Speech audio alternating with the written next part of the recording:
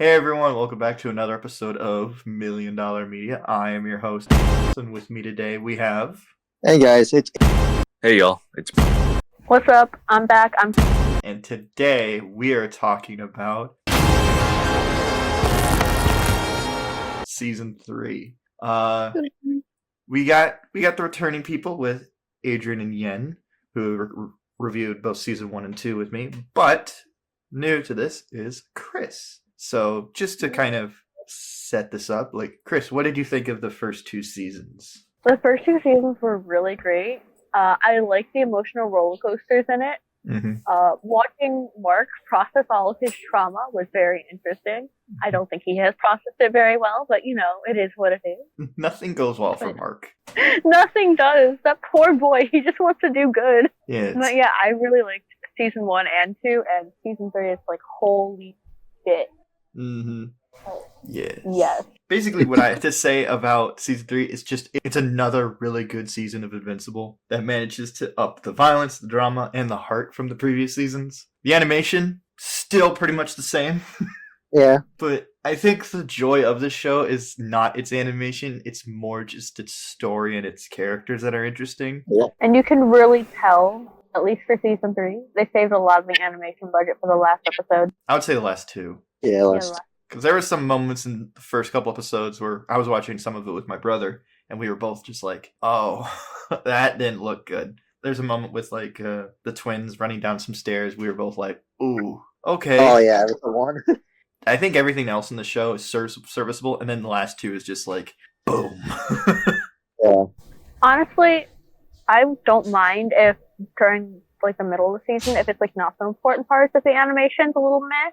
Mm-hmm. But if it's especially the ending, hell yes, please make that one of the best parts. Mm-hmm. You always gotta start strong and end strong. That's my opinion. Yeah, and you haven't talked so far. What did you think of this season overall? I loved it. It was a perfect season for me. One of the things I really liked about just the overall setup of this season is the dynamic between Cecil and Mark. Oh. I like getting to see that they're both right in their own way, but they're just going about it in the worst way possible. Both of them. Yeah, agreed. Yeah. You totally understand why Cecil does everything that he does, but there are some moments where I'm like, you need to have a line here, my friend. But, you gotta stop recruiting all these maniacs and serial killers on your team. No matter how much therapy and reprogramming they have been through, they're gonna snap. You can either be the good guy, or you can be the guy that saves the world, Max. Mm-hmm. I also think that Mark is not in the right either, because he's just no, I don't want any safeguards on me. I don't want anybody watching what I do. I don't like the fact that you have tabs on me. I'm like, Mark, be realistic here. I can see how the implant in his brain was a little much, considering they have giant stereos that can blast Mm-hmm. frequency. Mm-hmm. Yeah, you gotta have at least some countermeasure. But the breach of trust of implanting something in his inner ear, that, yeah, I could see why he was upset about that. Oh, yeah. But to me, with that, it's like, oh, this is a Batman kryptonite kind of situation. Mm-hmm. Going along with the moral stuff with Mark, it's like, oh, you can't forgive these bad guys, but my dad. Yeah. I'm like, motherfucker, use your own rules. Yeah, you can't just pick and choose this shit. Oh, someone misses his daddy. We'll get into that. But yeah, no, I think he wants his dad somewhat back, but he also knows that his dad has done horrible, horrible things, and there's no way that he can ever be forgiven for those things. Or at least there are some people who will never forgive him for what he did. But yeah, I like that you brought up, his dad is also one of the people that you can't bring back. And there's also another person that, Oliver, who, I'll say this, as kid characters go, not the most annoying and done pretty well. Oh, no. Even I think he's a little annoying, but it's justified. He's just still a kid. Yeah. He wants to help. Yeah. He's physically 12 years old, but, mentally he's, a year and a half old. 2 at most. So it's yes, he's been learning this entire time, but, God. Yeah. See, his morals are a bit skewed. You said it's okay because they're bad guys. We can kill them. Hold on. You don't kill the bad guys. You killed Langstrom. I'm like, that was different. Uh-huh. Yeah, That was an accident. yeah. I like how Mark has to like live with that too, and Cecil even pushes his buttons a couple times. He's like, yeah, like you talking to me about not killing people, like mother, like you did, like you full on bashed a dude's head in. And the thing is, I think back to like season 1 where he was helping Titan. Mm-hmm. He could have actually killed some of those villains in that fight. He blew one up, the magma one. Yeah, but he didn't know that would kill him or not. True. Killed him there. He threw the guy with the tentacle gut monster. Mm-hmm. That could have killed him, and he probably would have never realized. Mm-hmm. They're alive, but still. Mm-hmm. Mark throughout this entire show just gets a lot of like, he thinks he kills them, but it just turns out like, oh no, they lived. Oh no, I just beat him to near death. Yeah, my name's a Mecha. Yeah, exactly. Like Cecil at the beginning of the season is like at least like giving him a workout and training him and being like, we have to push yourself because like there are things coming that we have no idea how to prepare for. So we need you to be at the top of your game here, man. Yeah. Mm-hmm. And like Cecil kind of fucked that up. Well, I mean, when you see his like backstory, he was just like Mark. Yeah. Like he was just like, nope, not trusting those guys at all. They killed people. That no way I'm trusting them. And then like he goes to jail and he's just like, he suddenly realizes that like, this is how I have to work with these people. Like rehabilitation is a process. Like I was rehabilitated. Many of these prisoners were rehabilitated. Yeah. And he's always been like, no one really trusts him or thinks he can actually do this. So he has to play every single Hail Mary attempt that he can. Like, I mean, day one, you're going up to the most powerful person on the planet and just being like, hey, what's up? That was interesting to watch. It's like, oh, damn. He literally just walked straight up to man, being like, hi. And I love at the end of that episode, they were just like, yeah, there's no way he's telling the truth. There's no way someone's just here to help. But I think this dynamic between Mark and Cecil throughout the first 3 episodes really sets up everything going forward as to like how Mark like has to hero now, how he has to see himself, like his repercussions, what he does.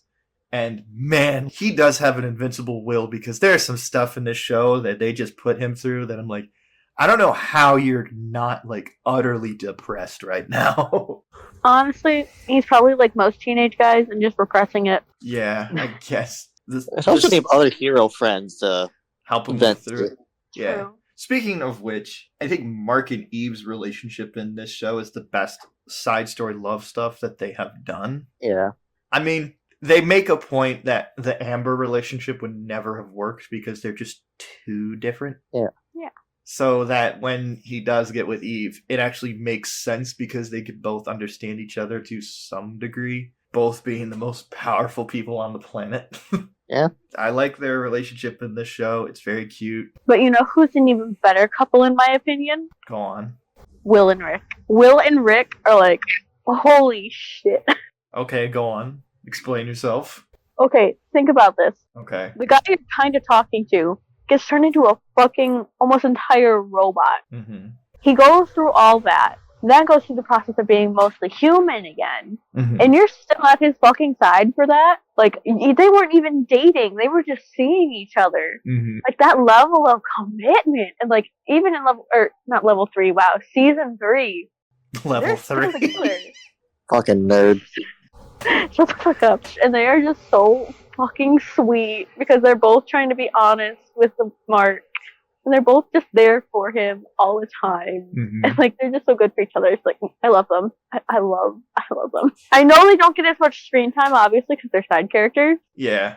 But like, they get really like sidetracked in this season. They cut to him a couple times. I'm like, oh yeah, William. First 3 episodes are really good, and the last 3 episodes are really good. But I think the episode 4 and 5 are kind of all right. I mean, they're just additional like moral stuff to the first 3, in my opinion. It's 2. 4 you get going to the future, dealing with a mortal. Mid-mortal. Sorry. Yeah. Bitch. Showing his ass, going through that moral dilemma, then helping Titan again, and fighting a dragon. Yeah.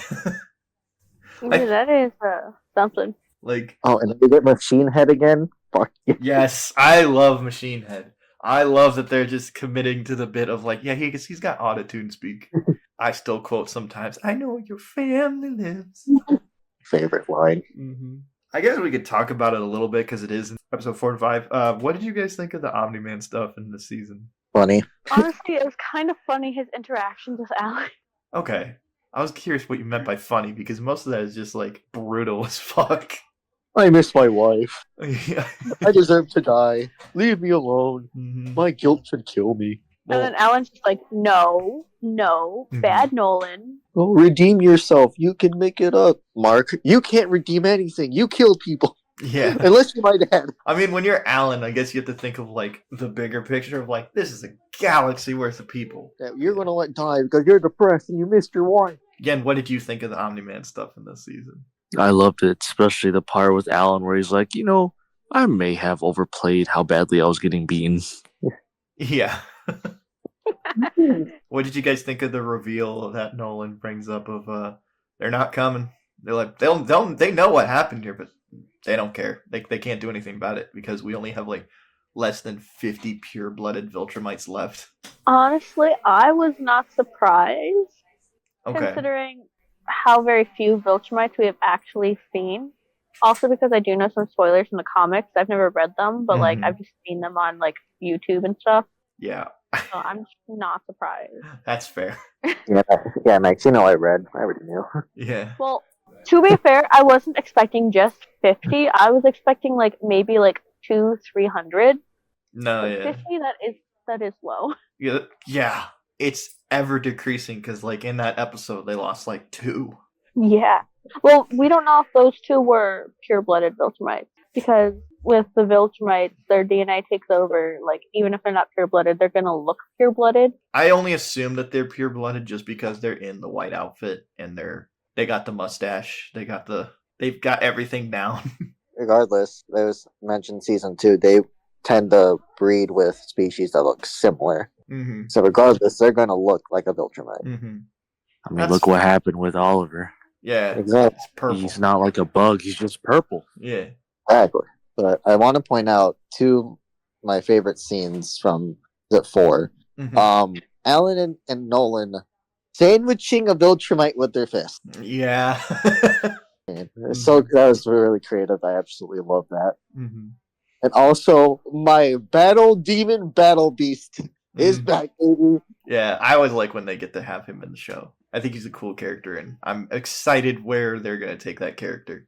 Oh, I am so excited for his future scenes. Mm-hmm. Yeah, it's kind of really all I want to talk about with those episodes 4 to 5, because now I kind of want to get into the last 3 episodes, which are like, I mean, we got to talk about Powerplex.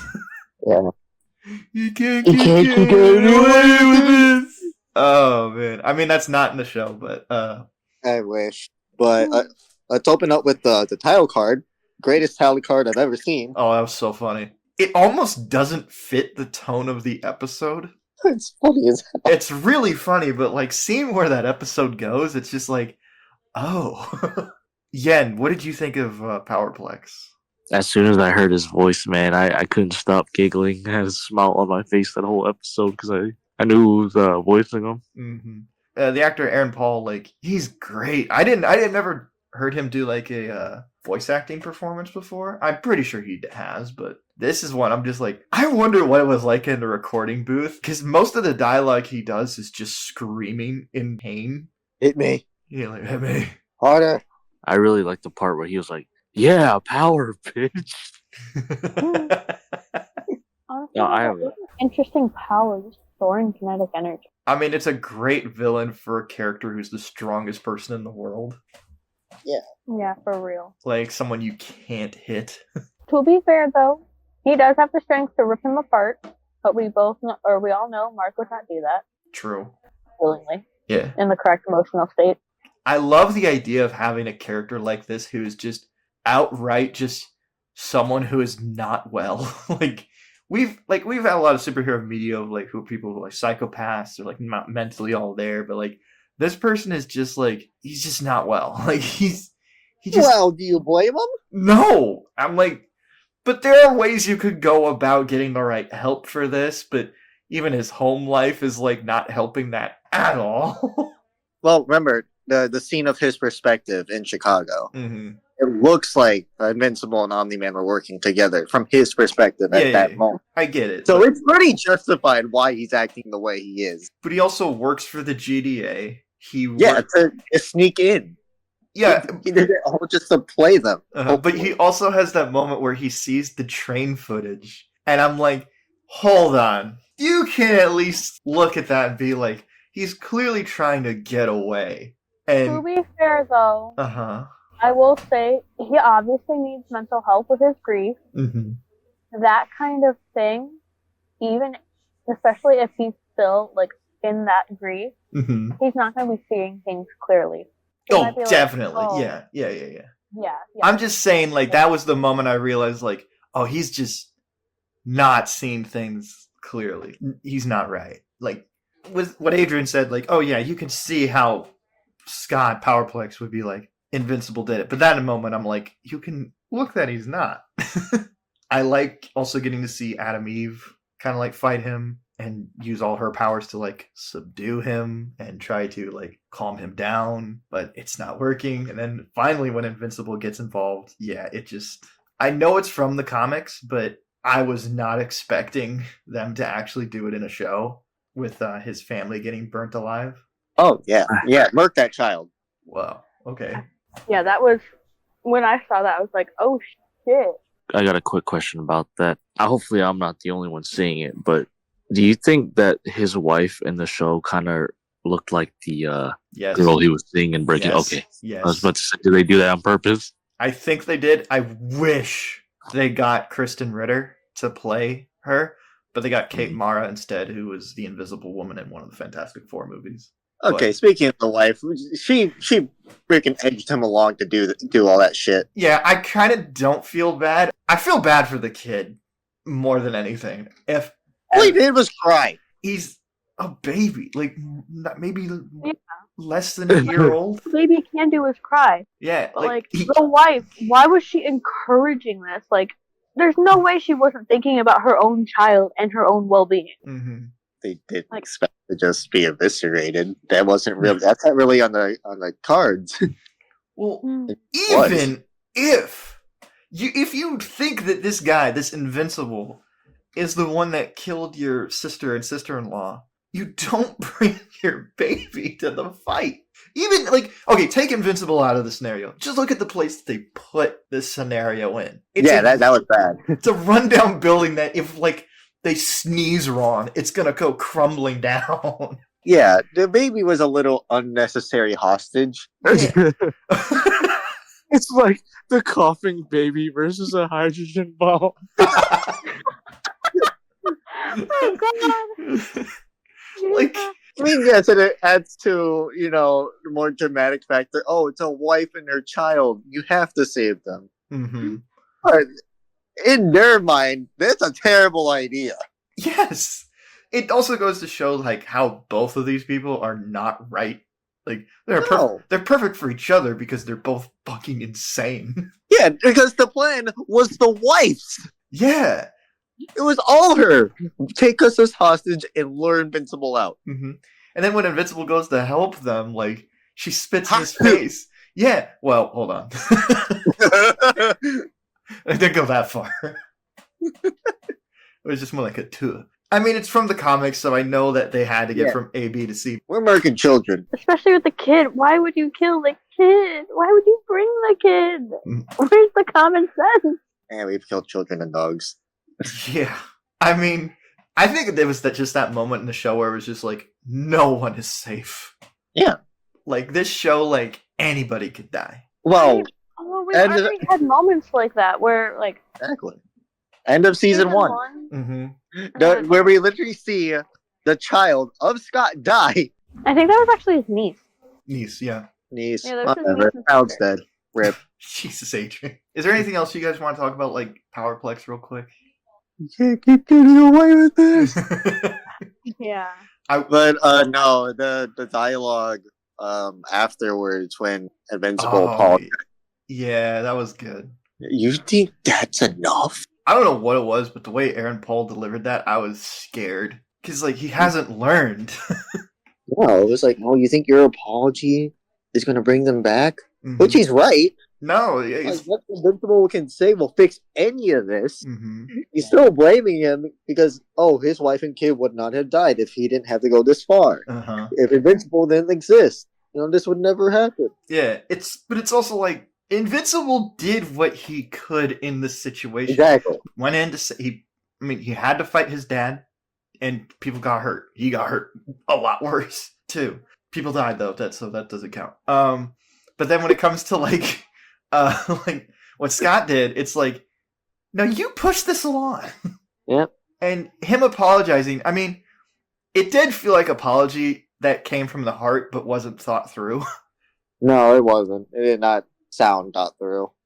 But it sounded natural, just like it sounded natural. But God, did it come out bad. Yeah, so I could totally see why Scott was like, you think that's gonna help? My family's dead. I'm the only one left. Mm-hmm. I guess then with this, we can move on to the Invincible War. Yes. And this is also kind of fun because I want to ask you guys, like, who was your favorite Mark variant? To be honest, the one who was like, not all of us killed our mom. Oh, Mass Mark? Yeah. Yeah. He's pretty chill. I miss William. Yeah, I miss William. I love all the memes.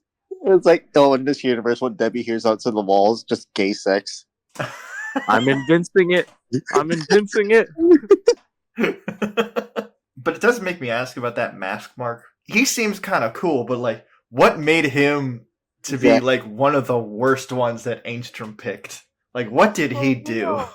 Like, also the fact that most of them actually killed their own mother, then isn't it kind of implied that the Mark in this universe is, like, the only, like, quote-unquote good Mark? Yeah. Yes. He's the only one that got it right. Yeah, he's the only variant that is good. Yeah, it's scary. Look at how many variants of Angstrom there was.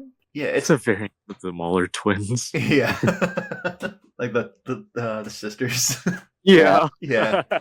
Well, it's kind of funny because, like, it's implied that, like, in all their universes, Mark is bad, but Angstrom is good. So in this universe, it's reversed. Yep. That is something to think about. Yeah. Like, also the fact that Angstrom, he had such good ideals. Has he not taken a second to think and be like, hey, I wanted to help save people. Now I'm bringing in vicious, murderous other Marks and just to kill people. Mm-hmm. Well, you have to remember, all the minds of Langstrom are connected together, so he's not thinking straight. No, he's... True, but didn't all the Angstroms, like, agree on trying to do the right thing for every universe? Yeah, but then, like, an equivalent of an IED went off right next to his head and turned him into a freak. Yeah. If that doesn't mess someone up, I don't know what will. Also, just got a shout out. I love the KSI memes of making it look like Angstrom Levy. Perfect. Yen, what is your favorite Mark variant? All right, so I have 3. Oh, damn it. Okay, sure. Here, I'll just stick with one, and I'm only picking this one because of the iconic, I wouldn't keep you as a slave in my empire. I think that's Target Mark. I think so. Yeah, because he's got the little logo. He's got a logo on his shoulders that look like a target. Yeah. All the Marks are just like, they're just similar enough. Where it's like, okay, which one? I guess the implication with that one is that he adopted the Viltrumite Empire, but it's his own because he's not in the white suit. Yeah. So I think that's kind of cool. Adrian, what's your favorite one? Probably, I read Sinister Mark. Okay, that's a good one. Just because I read, and just because how they portrayed him this episode too. I think that's just a cool look too. Yeah, I love the suit. But my second one is Omni Mark. Just like, cursing's not cool, dude. Oh, he's cool. Yeah, that was one of mine too. Mm-hmm. Just because of that, but mainly Sinister. You know why, Max? Yeah, knowing what happens. Yeah, that's a good one. I was gonna go with Omnimark just because I really like the look of how they combined the Invincible and Omni-Man costume. I think that's really cool. Didn't he say he killed his dad? Yeah. I thought that was in like Sinister Mark. But Sinister was fighting Tiger, and I think, right? Yes, Sinister was fighting Best Tiger. Yeah. So it was a different one which she said that. Sorry, but when I heard that Best Tiger was going to be in this, I immediately thought of Yen because you love that character. Oh yeah, like the invincible characters I like are Best Tiger and Tech Jacket. Yeah, we're both in this. Who are just walk on, like, if you know who that is, it's kind of cool. They don't get any lines, though. We gotta save that for season 4 or 5. Yeah. I'll just say this. If they do cast Best Tiger, I want Ronnie Chien to be Best Tiger. Great. I also want to shout out Mohawk Mark. Someone misses their mommy. Yeah. And all voiced by Steven Yeun, who this entire season, he just fucking nails it. He's so good. And being able to like make each Invincible unique in their own is quite a talent. But yeah, but overall, what did you guys think of like the Invincible War taking out like who was our favorite variant? Like, what did you think of the episode? I think the episode gets 5 big booms. No, shut up. Well, I guess now we gotta talk about fucking Rexplode. Dude, Rex was having such good character development. Mm-hmm. Bro was trying to get that good ending. Then this shit happened. Do you guys think he's still alive? No. Nobody. That means he's not dead. Well, I mean, nobody. It's kind of hard to show a nobody when your entire skeleton explodes. They showed the body print from like high explosives. Yeah, but what does your shadow look like when it comes from inside you? What shadow is there to produce? I mean, we talked about this the last review when we did season 1 and 2, but we were like, I wonder what they're gonna do with like Shrinking Ray now that they changed from guy in the comics to a girl in the show and kept her alive. And like, I'm glad they did now because that relationship that they had was really cute. It just makes you wonder what they're gonna do with her now. Yeah, are they gonna kill her off because she's dead in the comic, or I would hate for them to write her off. Yeah, I would too because they wrote her so well already. But I'm also like, there's so much shit coming. That you could kill her off and it would make sense because of what's about to happen next. Yeah. So I think that's okay, but I don't know. The show always surprises me in like the side stuff that is like usually when I'm not interested in it suddenly becoming really interesting. So I'm curious to see, especially with like Rex. Like, I never thought I would give a shit about Rex, especially after season 1. And then season 2, they did some cool shit with him. This season just was like, yeah, he's just the MVP of the show. I'm trying to be a better person. Oh no, my old self slipped. Oh, this is the new me. Well, I mean, it's like when Adrian pretends to be nice Adrian. What do you mean pretend? With Rex's character, I really bought the idea of like, yeah, he is only Rex. There's nothing else outside of him. He doesn't really have an identity outside of being a superhero, which I thought was a really fascinating thing to explore in a show like this. Honestly, I wouldn't mind like a 10-15 minute thing going into his backstory. I think we're actually going to get one. I think so too, yeah. Okay, because I saw this another thing. During one of the trailers for, I think it's either season 2 or 3, you can see a kid Rex with an agent or a scientist. Oh yeah, because they might be hinting at actually animating a backstory for him. Mm-hmm.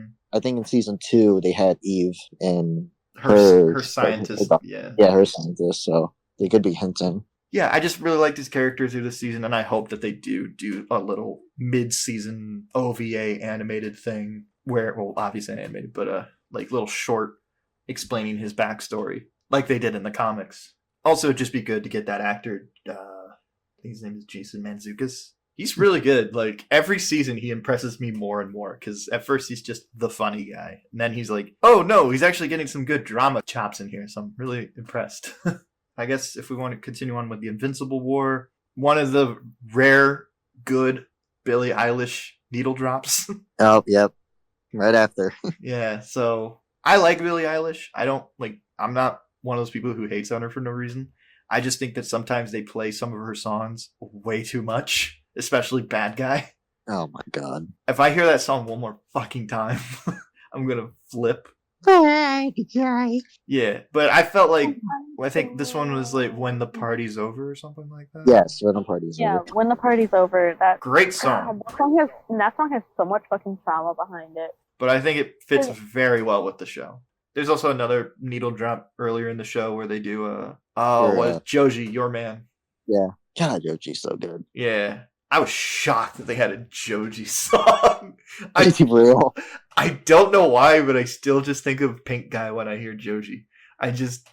Crazy that he was Pink Guy. I know. And the fact that like people younger than us, which is a crazy thing. They don't even know. They don't even know. They don't know. But I guess we can move out of the Invincible War and Hold on. I wanna talk about Mid-Kate and Mid-Mortal fucking in the shit rock. Okay, yeah. Because goddamn do we hate Kate. We hate Kate. We don't stand with her. You hate Kate? She's a bitch. Yeah. I'm not a fan of I went through so much. I went through more than you guys said. Bullshit. You kept our copy in safe hiding. Mid-Mortal said, "Oh, I'm gonna leave now. I'm depressed. Now I'm gonna come back and take the reins. I'm back, guys." Yeah, because like Kate, she doesn't keep a copy of herself. She keeps going. Yes, she experiences the deaths of her clones, but she knows, in all fairness, her original is going to still be there. Like, there is no, like, she has a backup save, quite literally. Yeah. All the other heroes don't. No, yeah, they're risking something. I like Multi-Paul more than Kate. Yeah. For me, it's biased because it's Simu Liu. I always just appreciate anything he's in. He caught some fans off guard with how deep he decided to make the voice for really? Multi-Paul. Yeah, I was watching I was reading off of Reddit, the Invincible Reddit. Really? They're like, I wasn't expecting that jump scare with his deep voice. You killed my sister. Yeah, just imagine an Asian dude in like a superhero. I'm just kidding. Oh God! The equivalent of the Shang-Chi just coming up and boxing you. I'm talking about the deep voice. People told Also, I think we kind of went, or we didn't go over it, but like the schism between the Guardians of the Globe, like it was like the people who have like not a lot of time, like Monster Girl, Rat, Frank Ray, everyone who puts their lives out on the line like every single fucking day, chose to leave. Yeah. Whereas the people who are a lot harder to kill didn't. Yeah. I don't know. Samson is still there. Fucking Samson almost died first season and got his power back. That's what I'm saying. Like, he could die just as easy as almost every other human. Yeah, he's just kicking around. There. It's just funny to me that, like, the 2-3, like, Jake Smith, Multicate, and Immortal, all of them are almost impossible to kill. Yeah. And they're still choosing to stay there. Whereas the people who are like, we have all almost died, we're leaving if we're not being treated with basic human decency. Well, I mean, Robot is only going... only leaving because of Monster Girl. He did it for a pussy. Yeah, he did it because he's a simp. But he also did it because he says, like, look, if I'm going to be on anybody's side, I'm going to be on the most powerful man in the world's side. No, I think it's more pussy. Because remember, he was dedicated to Cecil season 1. True. He's doing it for pussy. Knowing because of Monster Girl, I can't go along with this joke. Oh, God. So, yeah, final episode. Yeah, do you want to talk about Conquest? You mean Conquest? No. Yeah, I'm ready for Conquest. Oh, dude, fucking... I mean, for anybody who did read the comics, this is the moment we've all been waiting for. And I think it delivers. Like, this... Oh, hell yeah. I mean, the fact that they got Jeffrey D. Morgan to voice Conquest, yeah, works on so many levels. We get Negan versus Glenn Part 2. I mean, Jeffrey D. Morgan brings it whenever he's in anything, so I'm not shocked, but... Damn! The fight was just so fucking good, but also, like, Oliver got his ass kicked. He got a shit rocked. Like, I'm glad he didn't die, but, like, he needed that beating to show him, be like, you're not ready for this shit. Yeah, no. Bro, first hit gets a bitch smacked toward the ground. Bounces off the... Dude, and he breaks down how a body gets ripped in half. Bro got stretched out to submission. It's a child, Adrian. And Conquest was ready to rip him in half. He just wanted to make him suffer longer. Jesus. Yeah, but I thought, like, fight was great. There's so many really cool animation things that they did with, like, hair finally moves in this show. Right? Like, oh my god. Like, what was your favorite moment in the fight for all of you? just him flipping the fuck out, and like Conquest is like, "You're not gonna get any stronger." Meanwhile, like adrenaline is obviously fucking going for Mark. He's gonna get a little stronger. It's also towards the end when he does a similar thing when Eve's in danger. I like the whole damn fight, but I found it funny when he was like, "Old, yes, but that doesn't mean I'm not powerful." And he just whoops Oliver's ass. Yeah. I think they're in Brazil when they just do another train sequence through the city. I thought that was cool. The still shot of the child's arm getting ripped off. Yeah, that was It's fucking hilarious. There's something wrong with you. I just want to point that out. I mean, going towards the end of the fight, I really like the idea that they made a point in this show to be like, hey, yeah, you know in anime rules, the angrier you get, the more powerful you get. A Conquest is just like, nah, that ain't how it fucking works. Yep. You gotta work to get your shit done. Exactly. I was gonna mention the part where he calls someone a kitten. That was pretty funny. Oh, I automatically thought of like Discord kittens and shit like that. But I want to mention before that one of my a small part, but one of my favorite details was them destroying the building, and they're at the bottom talking, and then you just see bodies falling because you see them falling beforehand, and then when they're talking on the ground, you see one splatter, and then it zooms out, you see the other bodies. I think just a nice detail. Yeah, that was pretty sick. In a bad way. Like, that was just like, oh. It's just a nice detail because you never see the bodies actually fall or hit the ground. They're just kind of there sometimes, or they just don't acknowledge it. So it's nice to see, like, oh, no, you saw this person fall. Mm-hmm. You're going to see them at the bottom. Who wants to mention the monologue, though? Go ahead. Oh, man, like, great addition, because this is not in the comics. No, it's not. And, I mean, the episode was written by Robert Kirkman, who did write the comics, so... Because at first I was like, where's this going? But then when you find out, it's like, oh no, he just tells people this before he kills them. I'm so lonely. Unzips pants. I am so horny. I am so horny. They think me unfuckable. I am so horny. Yeah. All the other Viltrumites are turned off by me. No one flirts with me. No one wants to be my fuck buddy. They think I'm unfuckable. They send me from planet to planet, looking for something to fuck. And as I get better at it, they want me less and less. I am a victim of my own success. Come Quest, I don't even get a real name, only a purpose. I am capable of so much more, and no one sees it. Some days I feel so horny I could come, but I don't. I never do, because what would be the point? Not a single person in the universe would care. Take it to your grave.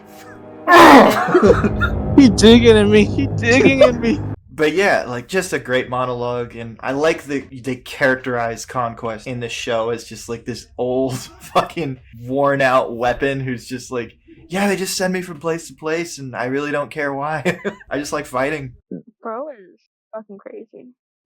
It has one of my favorite lines I've ever heard in media. I am a victim of my own success. It's a great line. What did you guys think of the way it ended? Especially Kris. I don't know if you read the comics or at least saw this part, but what did you think of this moment? Oh, yeah, that was fucking brutal. So, head. It was Adrian. It's not you of all people. Yeah. That joke.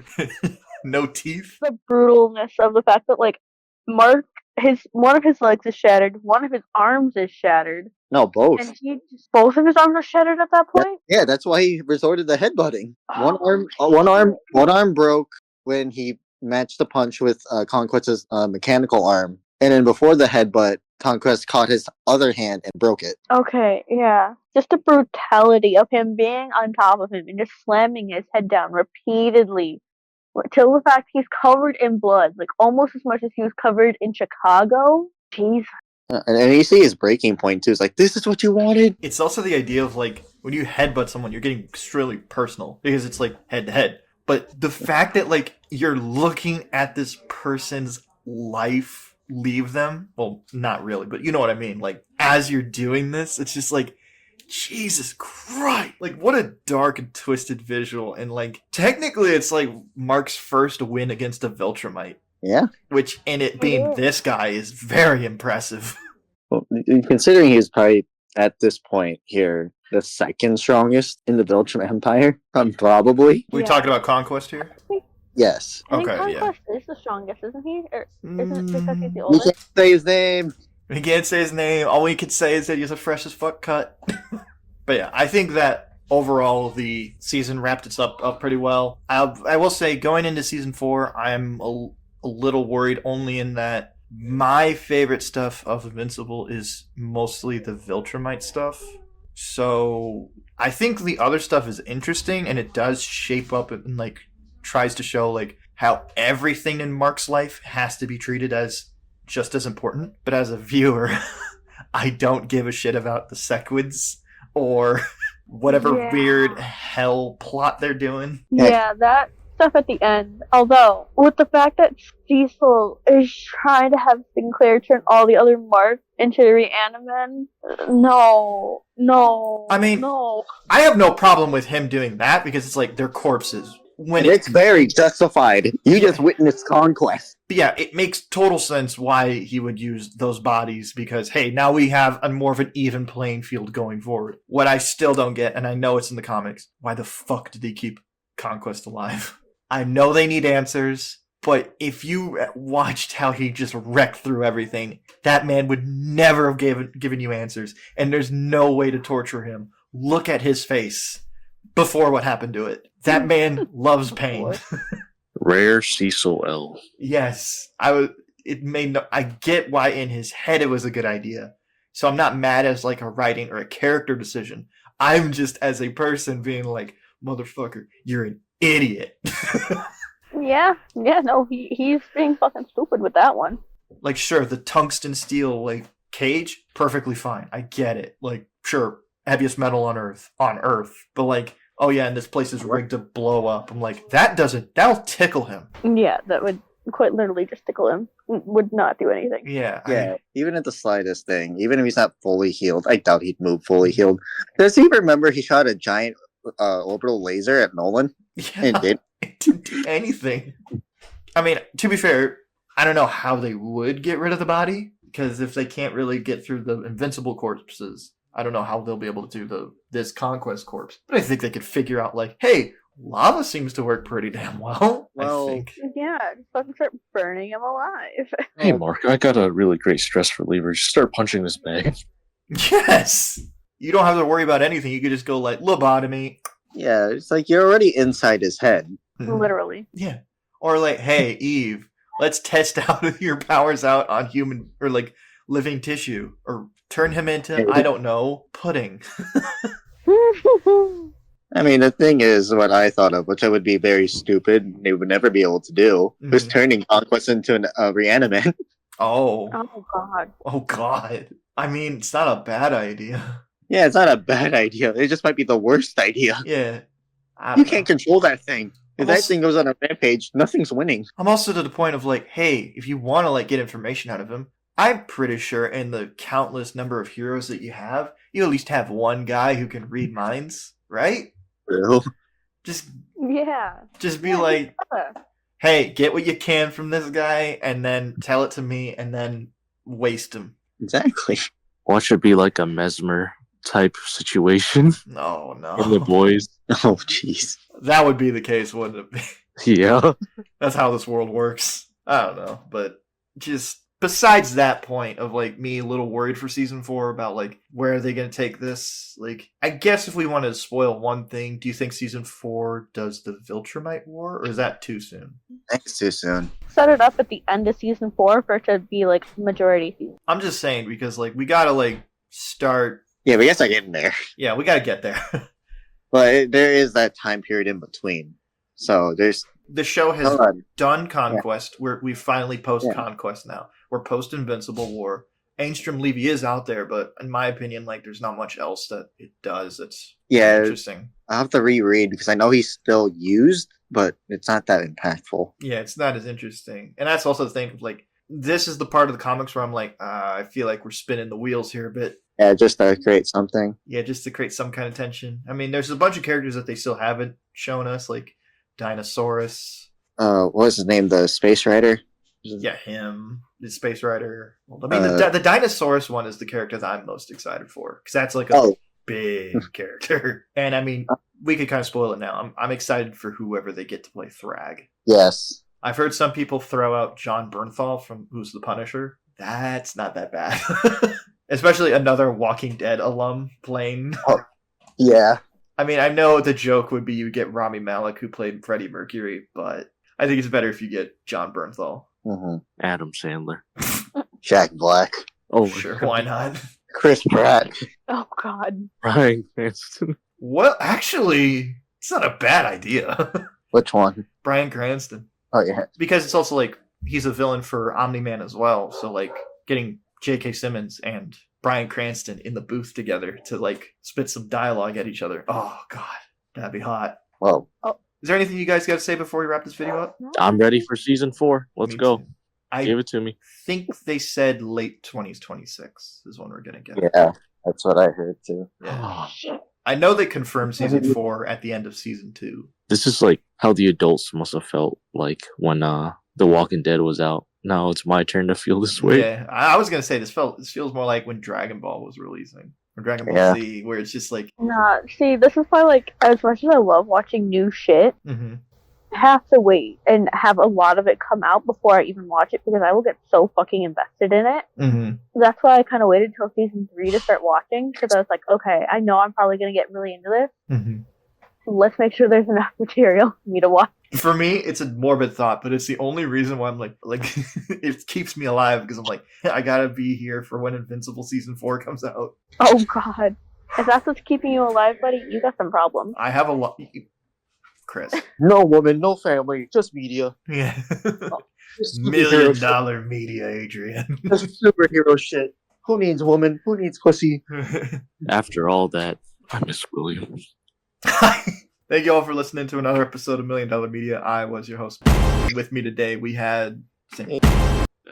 And we are slowly approaching on the month of April, so you know what that means. We're going to be doing Anime April, so stay tuned for that. We also have a bunch of other reviews coming out, including a review for Season 3 of Reacher, so check out my review for that. We just recently did our 100th episode special. We have reviews for The Monkey. We should also be having a review for Mickey 17, which does star Steven Yeun. So be sure to check that out whenever that comes out. And yeah, that's all I gotta say. Like, subscribe, and share. Leave a comment down below. What was your favorite Invincible variant? Hope you all enjoyed the video.